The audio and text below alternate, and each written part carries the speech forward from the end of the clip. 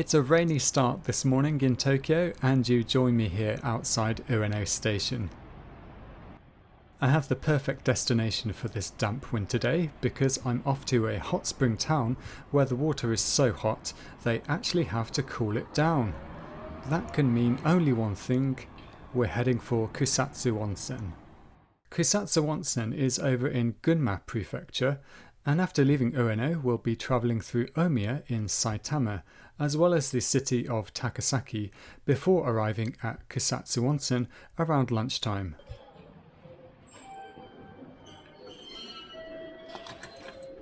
The train I'll be taking this morning is the one in red, the limited express Kusatsu No. 1, heading for Naganohara-kusatsuguchi. I'll come back to that station name later, but for now, let's get to the train. So it's time for a long escalator ride down to the platforms. We've made it down to platform 14, where this train is already waiting as it starts from here in Ueno. I really love this design because the drivers get to sit high up in the cab and the shape is quite futuristic. So let's go and have a closer look at the other end and catch the departure announcement. 14番線に停車中の列車は10時ちょうど発特急草津1号長野原草津口行きです。 Thank you for riding with JR East. The train at track number 14 is the Limited Express Kusatsu 1, bound for Naganohara-kusatsuguchi, departing at 10 a.m. There aren't that many passengers on board when we get underway at 10 o'clock, but I expect the train will pick up a lot more people along the way this morning. Now, as we move out into the city, let's talk about the two options for this journey, because this is one of those occasions when taking a limited express is actually better than taking a bullet train. See, if I wanted to take the bullet train, I'd be leaving Ueno at 9:34 and riding that for almost an hour, waiting for 20 minutes at Takasaki before then taking a slow local train service for 80 minutes, arriving at 12:05. That's a journey time of over 2.5 hours, with a lot of faffing around changing and sitting on the comfortable local train seats that you've never heard of because they don't exist. Instead today, after leaving Ueno at 10 o'clock, I get to ride one train, scheduled to arrive at Naganohara-kusatsuguchi at 12:18. So, no transfers, no local trains, no faffing around, and a journey time of just under 2 hours 20 minutes. Plus I also get a comfy reclining seat all the way there.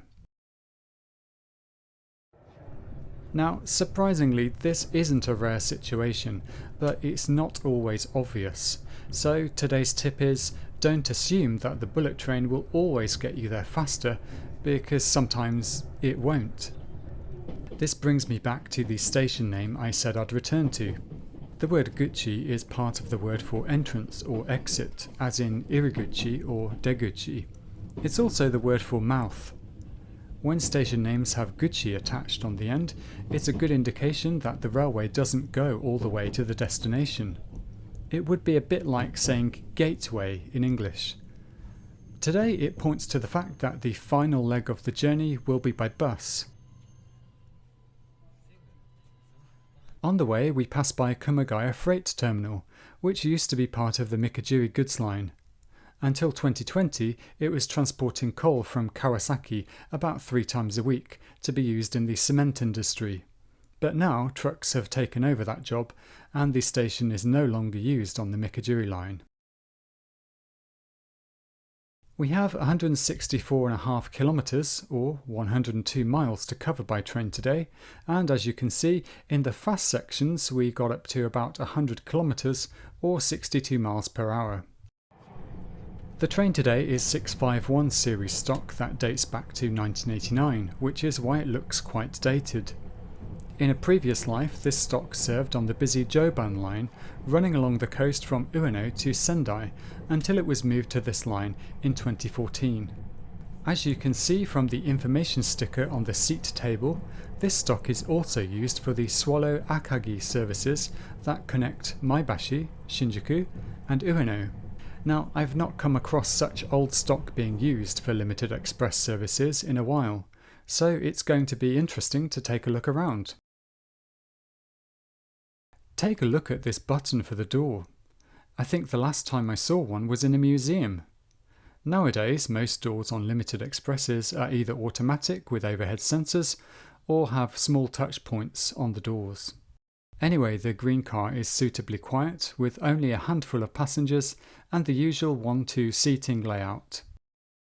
Apart from the generous legroom, I don't really see much difference between these seats and those in the standard cars.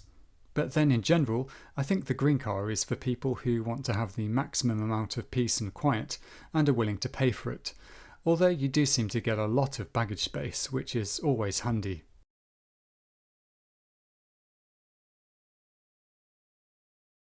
Out in the vestibule, there's a curious empty booth, which looks like it was used to house the train's payphone, because back in the early 90s, when this stock was new, mobile phones weren't quite ubiquitous just yet.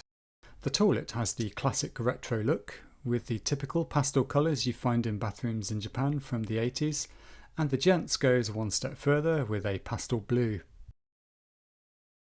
There's not much else here except for the rubbish bin, which looks like it was added as an afterthought, as it's not built into the wall like on newer stock. Now, if you've enjoyed the video so far, prove it to me by giving that like button a good wallop. I have plenty more journeys coming up, and to make sure you hear about them, we have 20 seconds of scenery coming up, which is more than enough time for you to smack that subscribe button.